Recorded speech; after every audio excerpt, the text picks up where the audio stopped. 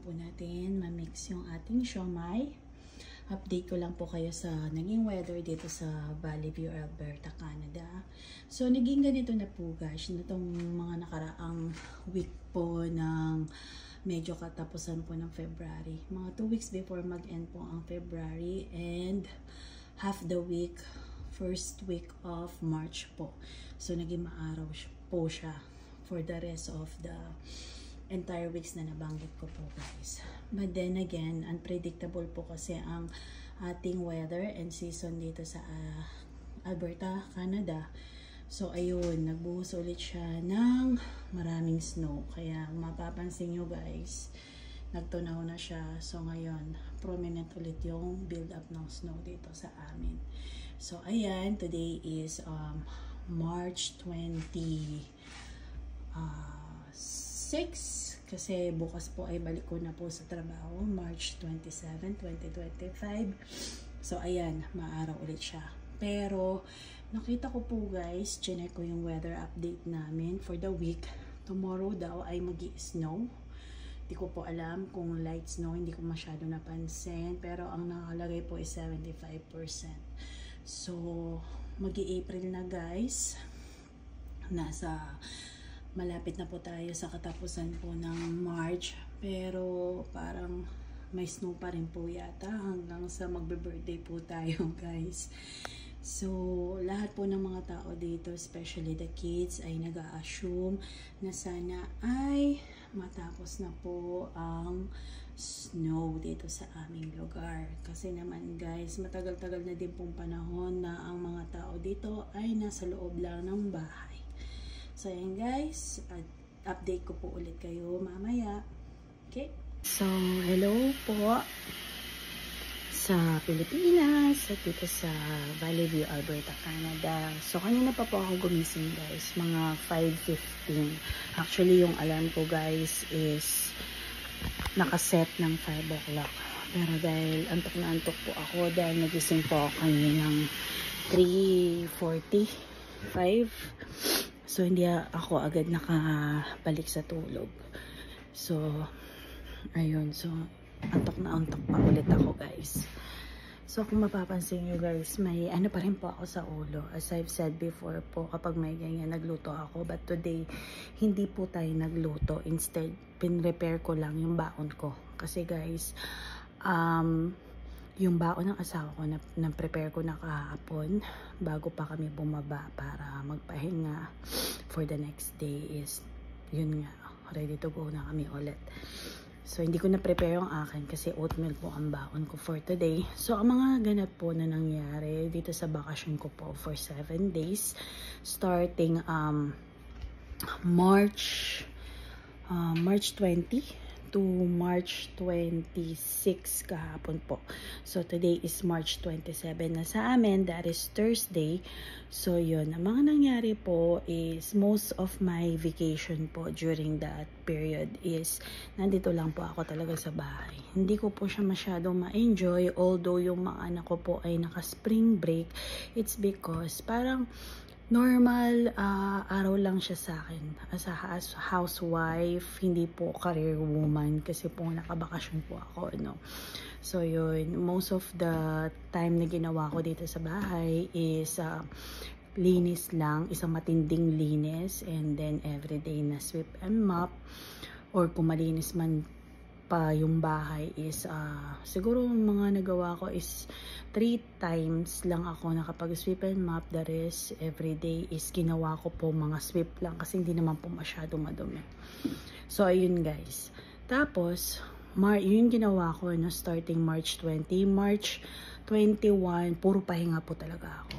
As sinulit ko po talaga yung bakasyon ko. Kasi yung asawa ko naman po is nag-work. So yung unang araw po ng bakasyon ko, Monday and Tuesday, March 21, 22, is 4:30 po ang pasok niya sa ANW. As in super aga po. So mga 3:30 pa lang gising na ako. Kasi ipapak ko pa yung pagkain. Actually dinadala ko yun sa trabaho niya. para hindi masyadong maaga yung gising ko. So minsan bumabangon na po ako ng mga 15 minutes bago mag 4, ganyan po. Tapos prepare ko yung almusal niya. Tapos ayun, magbibihis siya kasi pinapaligo ko na siya ng gabi para hindi siya ano ba tawag doon? Ma-overwhelm sa pagligo na masyadong maaga, guys. Kasi usually talaga ang pasok niya is 9 to 5 sa hospital. Pero since napakaaga po nun, sa A&W, so sabi ko maligo ka na ng gabi. So yun, for 2 days po yun, guys. And March 22 is yung birthday ng bunso kong anak na shoutout sa kanya, si Simon Cristorda, which he turns 14 years old. So kung katumbas nun sa Pilipinas, nung kapanahunan natin is second year high school na po tayo at that age, sa age niya po na mag-birthday siya March 22. But since K-12 na po ang ating schooling system dito sa Canada, is ayun, siya ay nasa grade 8. So isang taon na lang, guys. So yun, isang taon na lang at grade 9 na siya. Magtatapos na siya sa St. Stephen Catholic School. Yun. So lilipat na siya sa high school doon sa pinag-aralan po ng pinag-aaralan po ng kuya niya, pinag-aralan niya ng pinaka-kuya niya na si Sir Christopher na gumraduate na din. So yun. And then Tuesday po yun, no?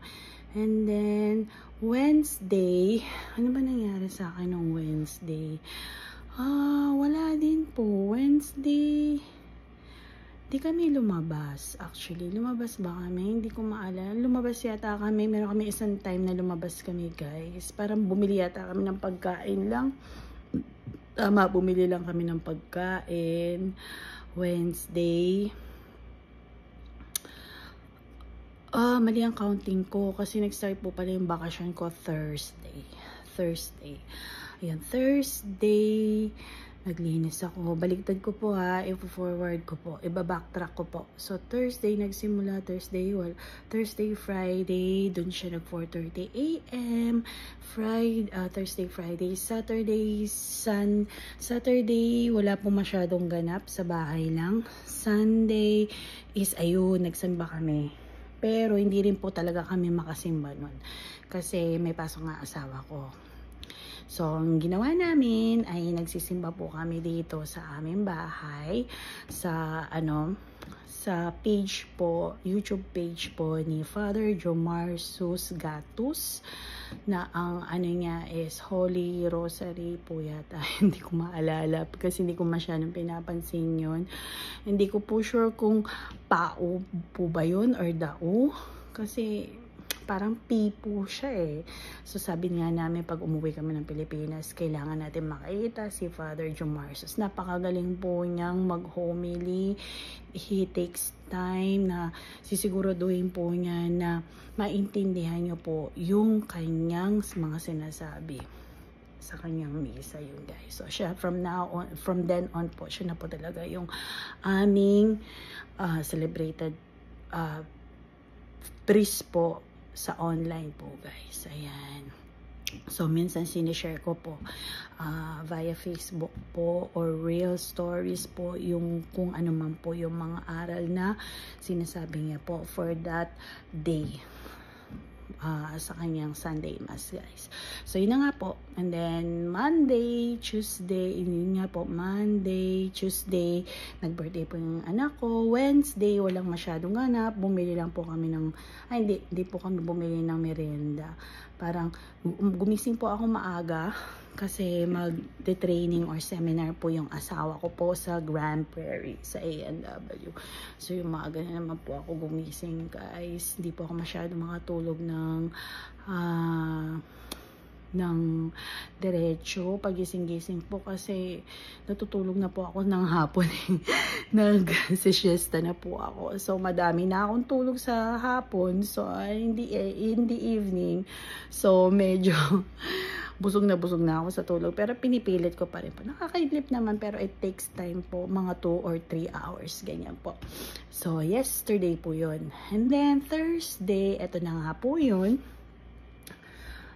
Nag-prepare po ako. Ayan, malapit na pong maluto po yung aking sinaing na kanin. Minsan po may sumusobra po yan. So, binabaon po namin yan for the next day. So, hindi nga po ako nagluto kasi yung niluto kong tinola the other day is buhay na buhay pa siya, guys. Kasi kahapon, nung magpunta na yung GP, yung asawa ko for the training, namili po sila ng mga gulay sa Walmart and Costco. So, sabi ko, doon ka na bumili ng gulay. Total, andyan ka na sa Grand Prairie. Kasi guys, mas mahal po talaga sa mismong town. Kasi it's an hour away. So, sabi ko sa kanya, habang andyan ka na, bumili ka na. Yung mga gulay lang pansahog, tapos yung pang oatmeal namin, yung mga fruits, ganyan, yung para sa diet niya. Kasi nga po siya ay diabetic, ayan. Tapos, bumili siya ng chicken, roasted chicken. So, yun, ipapark ko kung ano man po matira dun sa roasted chicken, since may tinola pa, ipapartner ko na lang yun sa chop suey, guys. So, ang oras po ay magsi 6:20 na yata, guys. So, earlier this video po kahapon, kasi the following day na po itong ginagawa ko po na to, katuloy lang po siya.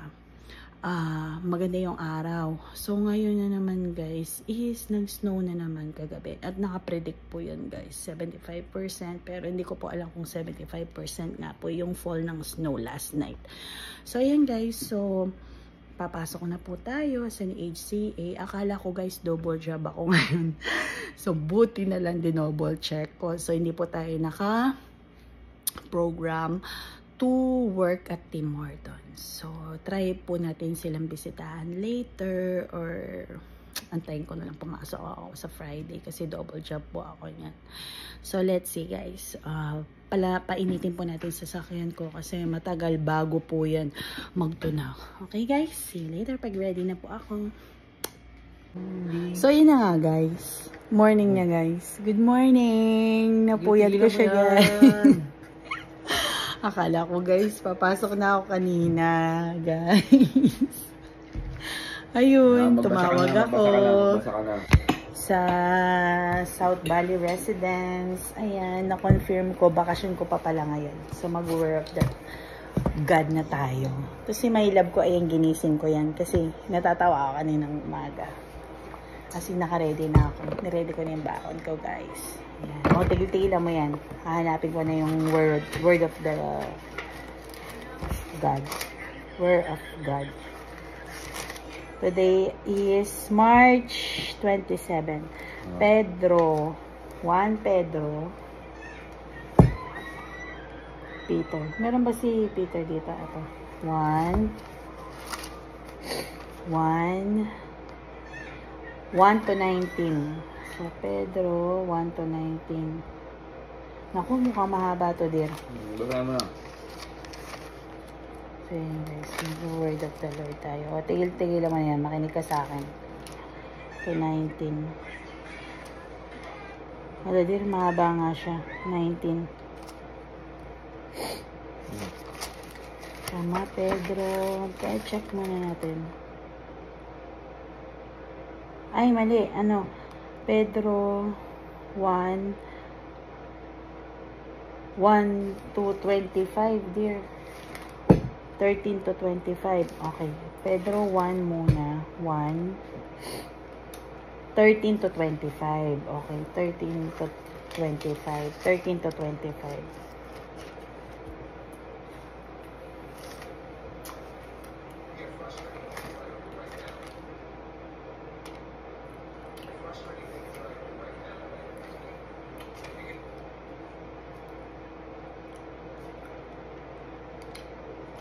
To 25. Oh.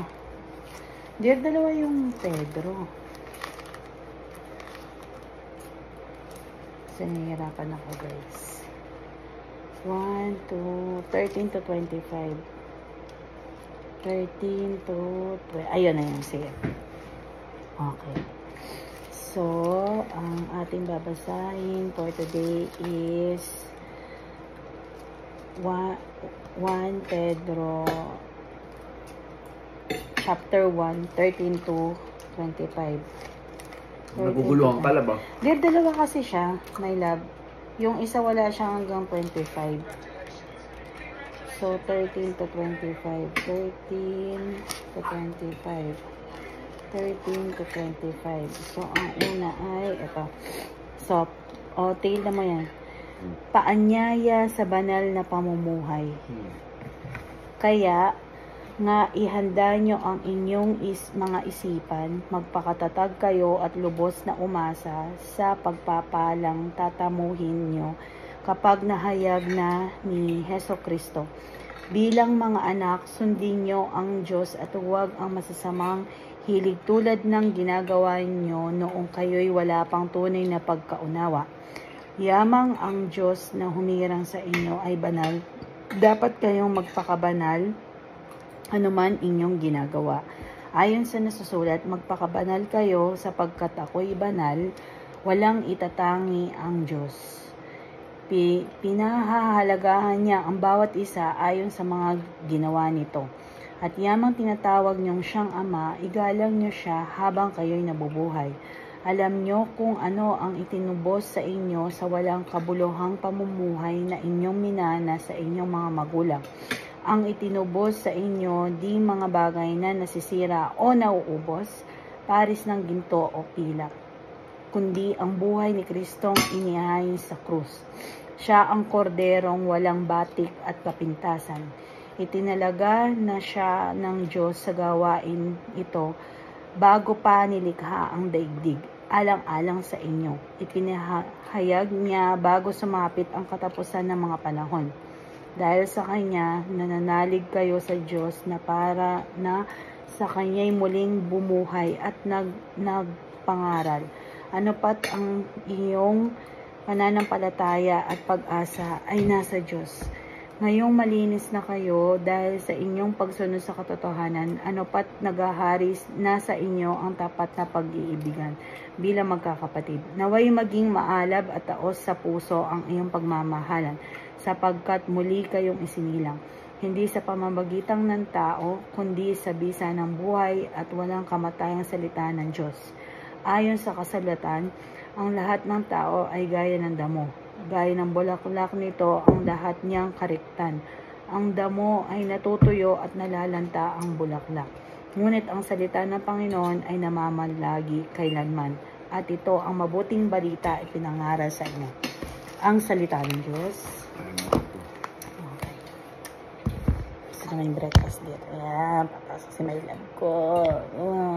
Aga ko siyang ginising. Hindi rin magsiseksyon, no?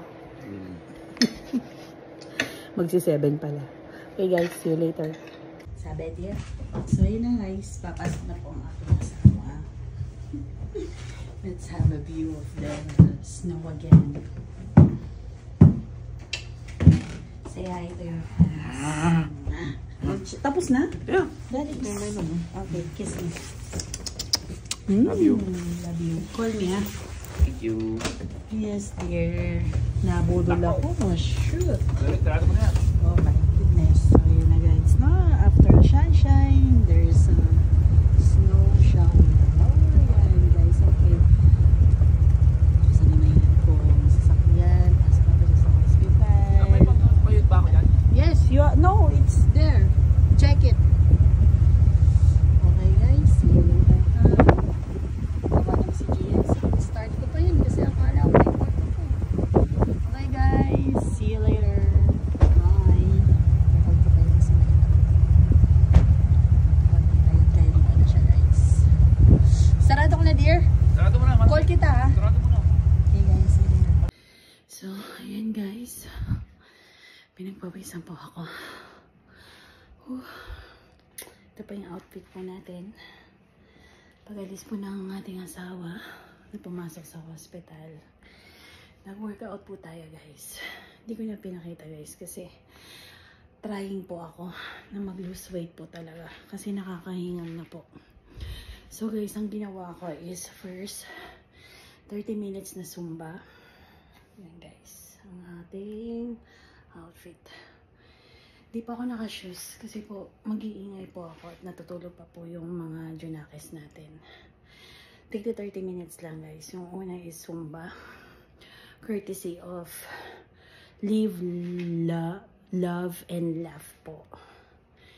And then, sumunod po is Tabata. 30 minutes. Yun po yung hinihingal po ako. Ayan.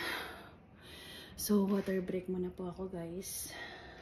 Then, maghuhulawag po tayo after. Okay? See you later. Okay, guys. Remember kahapon po is gumawa po ako ng siomai. So, sinabi ko pa na babalikan ko po kayo regarding sa update. So, ito na po siya. Nakagawa po ako ng double layer. Sa pinaglagyan po ng palabok at saka spaghetti ng Jollibee. Ayan, guys. Kasi minsan, guys, hindi po kami nagra-rice ng gabi. So, nagpapapak na lang po kami ng fruits, ng gulay, or kahit anong protein. So, ayan, request nila. Especially ng asawa ko. Ayan, nakagawa po ako. Double layer po yan, guys. Ayan. So, pag nagluto ako na to, kadalan ko yung kapatid ko, tsaka si Mitch, guys. Ayan. So, pinakita ko lang siya, guys. Binalot ko ng ganyan. Since hindi ko na po kasi mahanap yung cover nitong mga to. So, ganyan yung ginawa ko. So, buksan ko natin ang ating fridge. Ayan. Nandiyan pa po yung cake ni Monchi. Natira. Actually, guys, bago tong ref namin. Nasira na yung code. So, nireport po ng asawa ko. So, inakit po nila yan. Habang nasa work kami. And then, kami na lang po naglipat. And then, nilabas namin yung lumang fridge. So, ayan guys, yung update sa ating siomai. Then, next time, ipakita ko po ang pagluto po niyan. Sa araw na lulutuin namin siya. I-steam lang naman po yun guys. Pero gusto ko lang kayo i-update sa aking na-accomplish. Okay guys? So, back to you guys. Malapit ko na pong i-end po itong aking video for today. Actually, extended na po ito. Video ko po ito yesterday. And then, tinuloy ko na lang po. Kasi, hindi ko po masyadong na-organize yung aking videos. Ayan. So, after ko po mag-exercise, sana makontinue ko po ito. Talagang gusto ko na po mag-lose weight kasi po mag-41 na po ako this coming April 2025. So, ayan. Tinatry ko naman po talaga. As in, talaga. Pero pag talagang napabayaan mo yung sarili mo dahil sa feeling mo is bata ka pa, marami ka pang chance na pumayat, yun, so kain ka lang ng kain, syempre masaya ka, so kasama mo yung pamilya mo, masarap kumain pag maraming kasama, diba guys? So dati po kasi ang payat ko guys, simula nung dumating ako dito, tapos kung ano-ano lang po yung kinakain ko dahil wala po akong kasama kumain. So, ang payat ko guys. Kung makikita nyo po sa Instagram ko, nung inopen ko po kasi yun, ginawa Instagram ko way back nung nasa Regina pa po ako. As in, ang payat ko guys kasi wala akong ganang kumain. Tsaka yung mga earlier years ko dito sa Alberta, Canada. Specifically dito sa Valley View, way back 2012. Ayan, payat po ako kasi wala pong ganang kumain. Ayan, pero simula po nung yun, naging kami na po ni My Love. Ayun, tapos nag-start na po ako mag-gain kasi may katawang na po akong kumain. Diba guys, ganun talaga pag masaya ka, as in, lamon kung lamon. Ako pa naman guys is pang buffet talaga ang tiyan ko guys, as in hayok ako sa pagkain. Yan ang number 1 na luho ko guys. Hindi ako materialistic. Bibili po ako ng certain na gamit pag talagang gustong gusto ko. Pero kapag talagang gusto ko siya, minimake sure ko siya na bibilin ko talaga. Alam ng asawa ko yan guys. So yun, ang number 1 ko po talagang luho is pagkain. So ayan, i-end po natin to ng ito po yung pinrepair ko po na baon dapat sa South Valley Residence. Akala ko po is meron na po akong work. So, ayan, kakainin na po natin siya. Ayan, binaon ko oatmeal. Tsaka itong pinrepair kong honey water. And then, syempre guys, manonood tayo na Raffitol po guys. So, yun, hope nag-enjoy po kayo sa ating video. Kahit po na hindi pa po ako masyadong expert sa pagbablog, guys. Magiging experience ko po ito para ma-enhance pa po ang aking pagbablog. So, hope in this coming days is meron pa pong mas exciting po ako may ibabahagi. At talaga naman, ang weather dito is unpredictable, guys. So, ayan. Andiyan na naman si Maring Elsa, nagbabalik. Inaagaw niya ang moment kay paring Sunny. Sunny kasi, diba? Sun. So, yun, guys. Sunny po kahapon. Ayun, inagaw niya yung moment kay paring Sunny. So, guys, until next time. See you. God bless.